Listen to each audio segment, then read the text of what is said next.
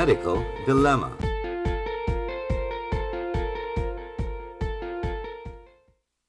Hello, my name is Harriton Boatco. I'm filling in for Sunny Del Rosario. The show is Medical Dilemma. At this point, we brought in the rest of the group. We've got Dr. Tess Sanchez to my left. We've got Father Jerry Manglangit, and we also have Attorney Sarah Sugitan.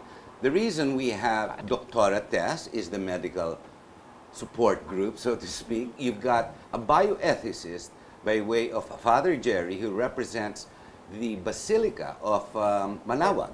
And we have Attorney Sarah Sugitan, obviously, for all the legal gobbledygook. And of course, we have our guest, our specialist.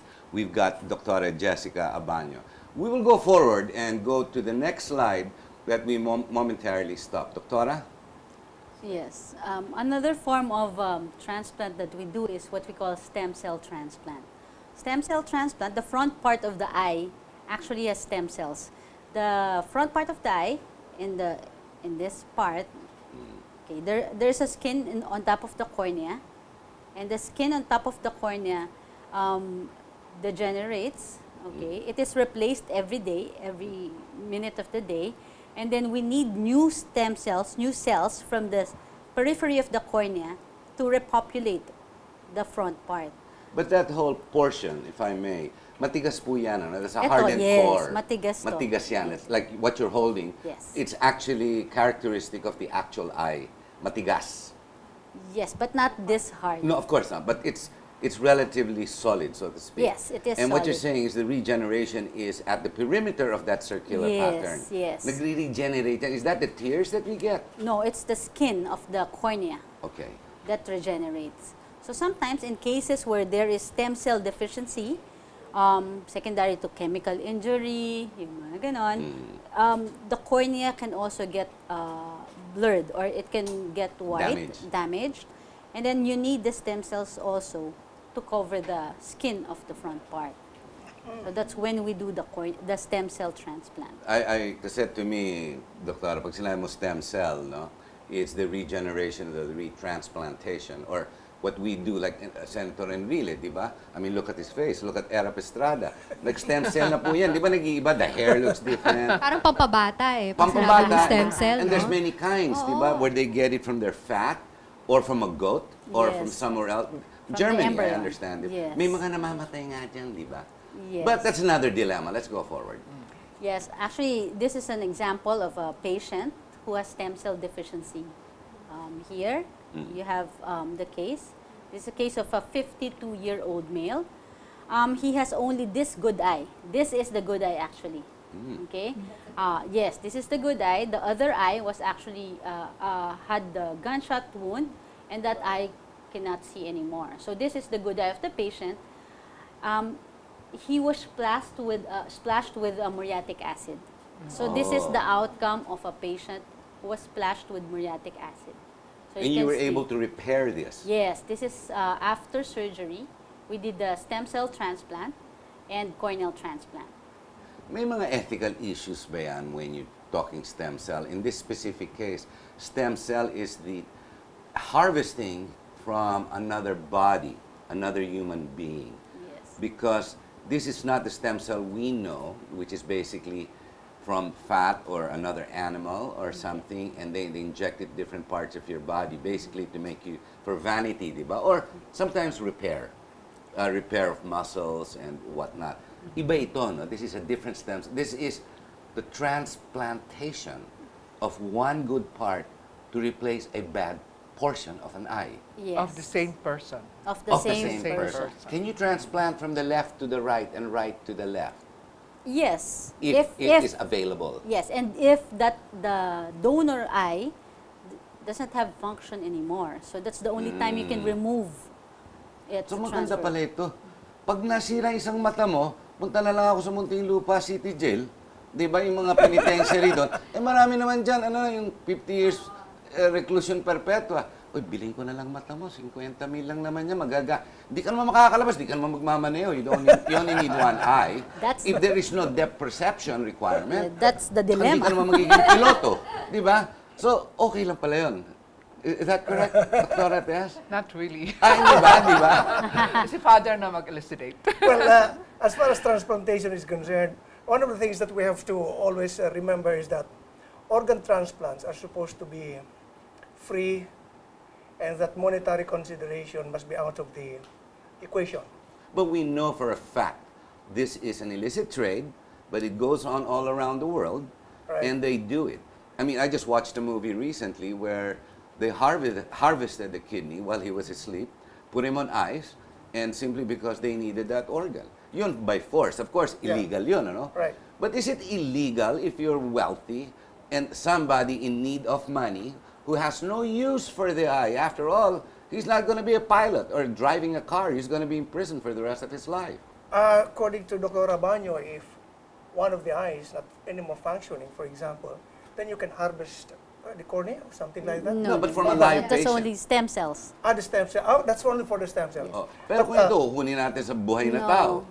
No. And he, which means that one of the eyes or the donor eye is still functioning or Yeah. something like that. Okay. A guy who's in prison for the rest of his life, may ginawa naman masama and he's serving his time.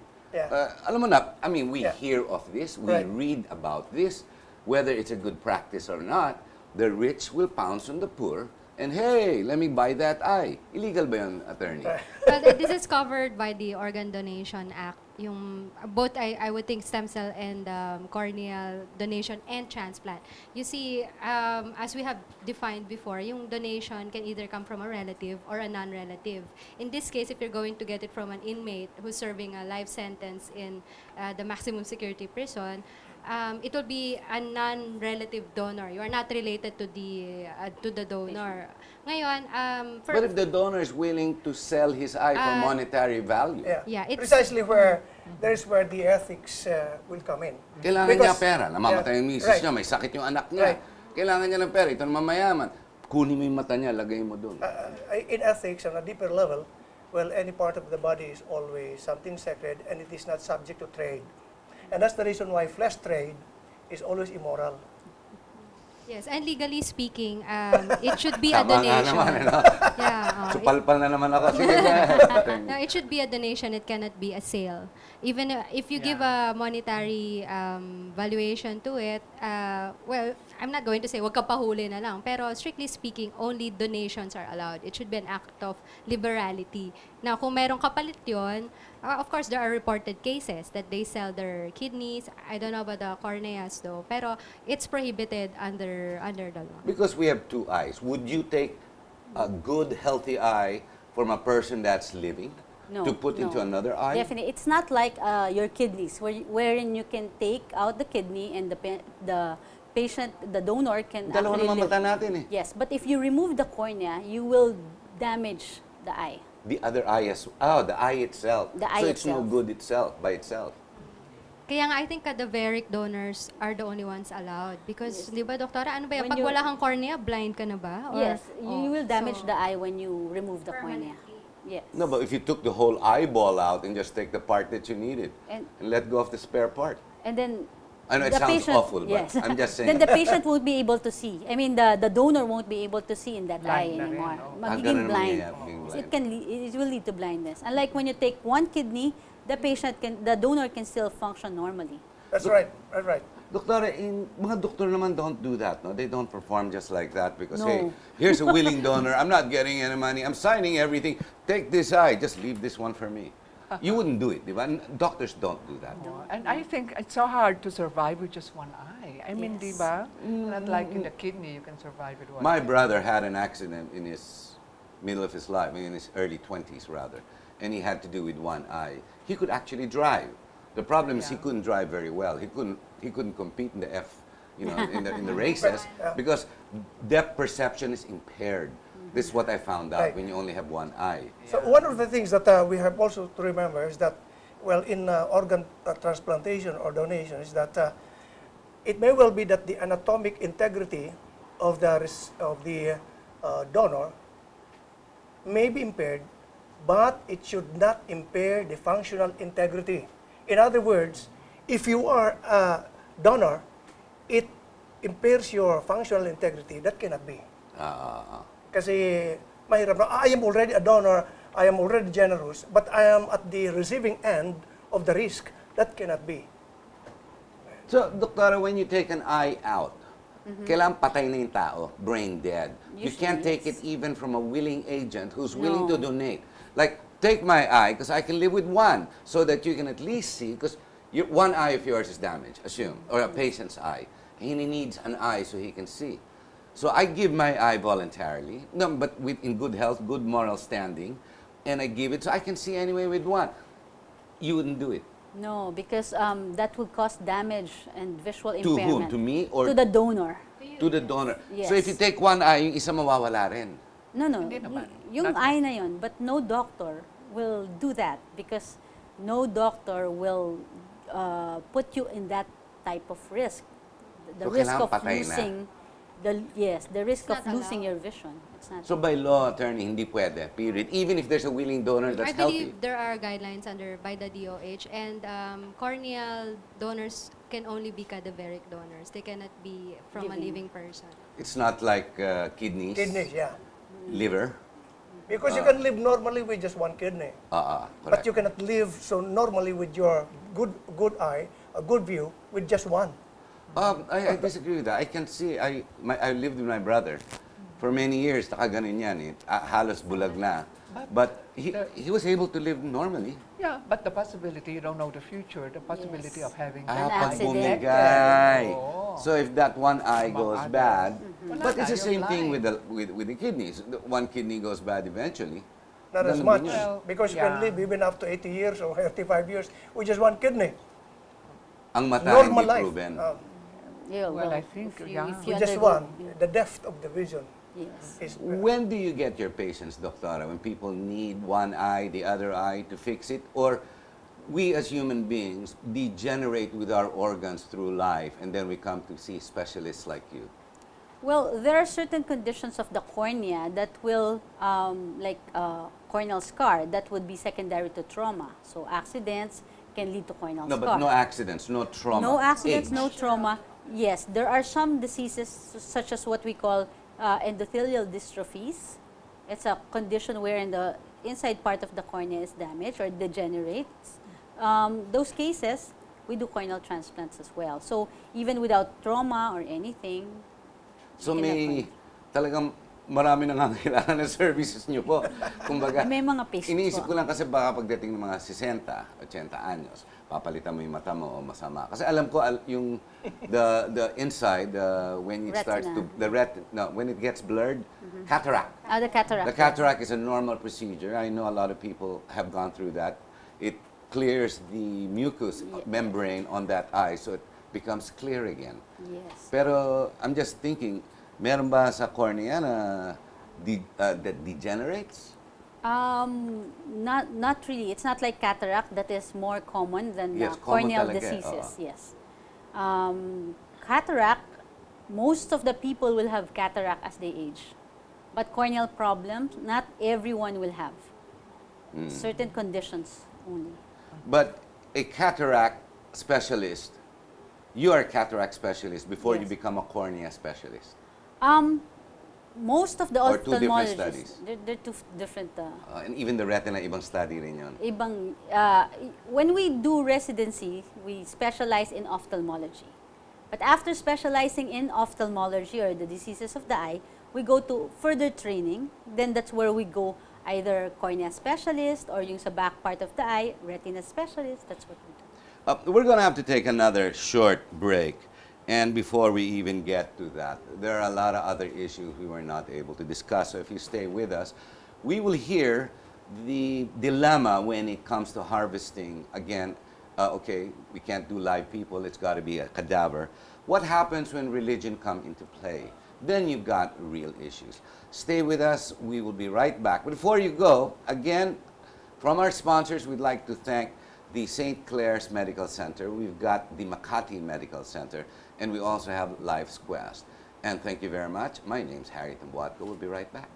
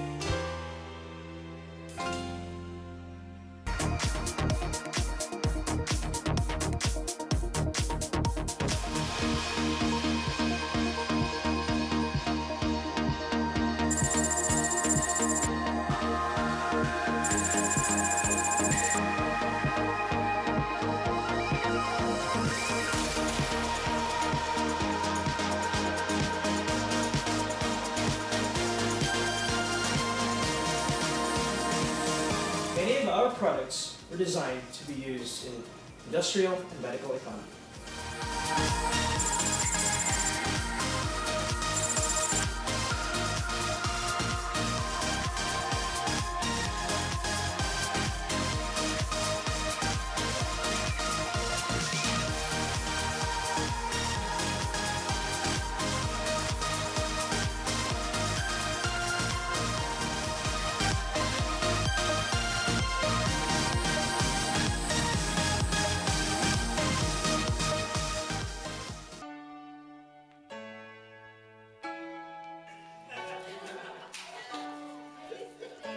So if I were you, I would be a lot more careful about what comes out of my mouth, especially in such a place where anything can spread like wildfire. Why when you share something to a public, you find that experience, and that experience so rich it could change other people. Okay?